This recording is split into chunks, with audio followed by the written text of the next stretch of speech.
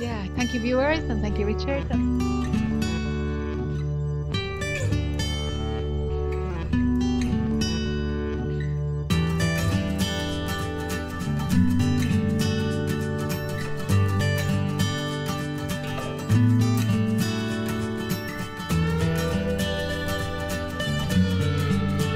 Yes, hi, could I ask a question? Say your name and where you're calling from. Sure, this is Scotty. I'm calling from Arizona.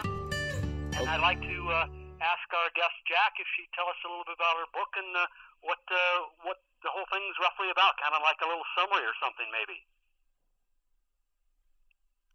Did you hear that, Jack?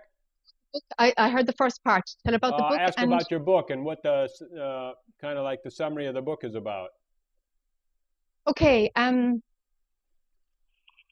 For a long time, I worked, I suppose, showing people, running courses, running retreats. That teacher identification was running at the time, and I ran courses, I suppose, on how to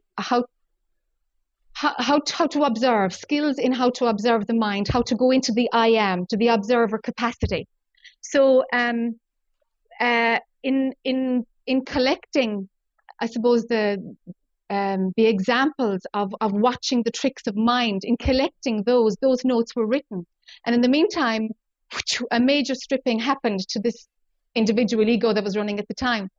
And I ended up in India and ended up leaving the whole show, and, you know, transformation took place and dualistic thought blew up, and the book kind of came back. In some way, it's just writing started to happen.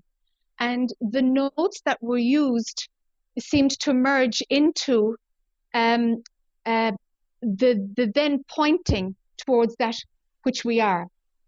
At the time when there was those retreats being held, there was a knowing that none of this is real, that existence itself, like the fact of existing, nothing can exist, there is no thing.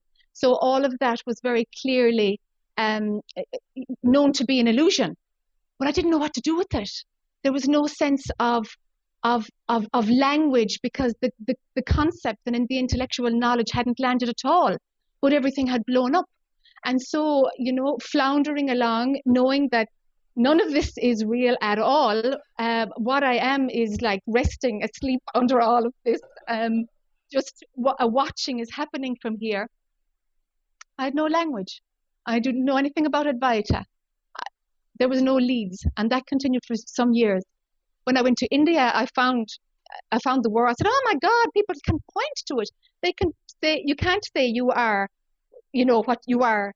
You can say you are that, but you can't say I am something, because if you start a sentence with I am, then identification is running again, and well, that's mind again."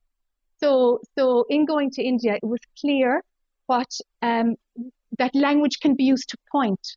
And so that became the second half of the book.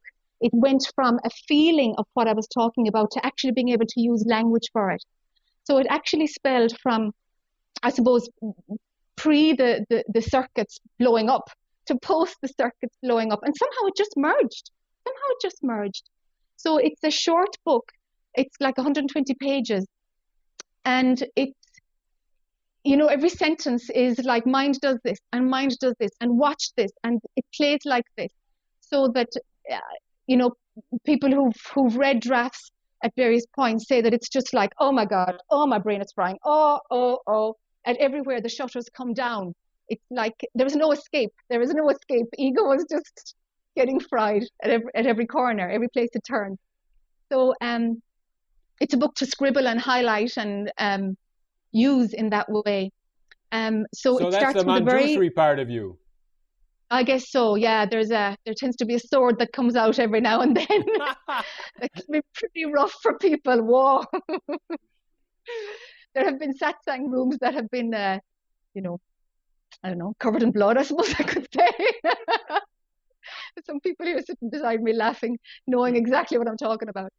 So yeah, there. Sometimes it moves like that, you know. There's an intensity in this form, and sometimes it's like, cut. You are not this. You are not this. You are not this. And the book is delivered in that way.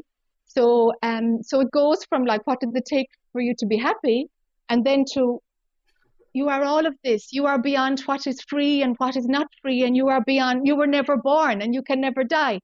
And every step in between is marked. Every single step from the beginner right through. And people tend to be able to read as much as, whoa, it's too much, it's too much.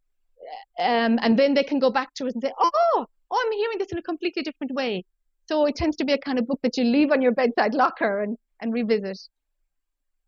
As it goes. That's what people say. Yeah. How's that, Scotty? Are you getting a good image of what the book's about?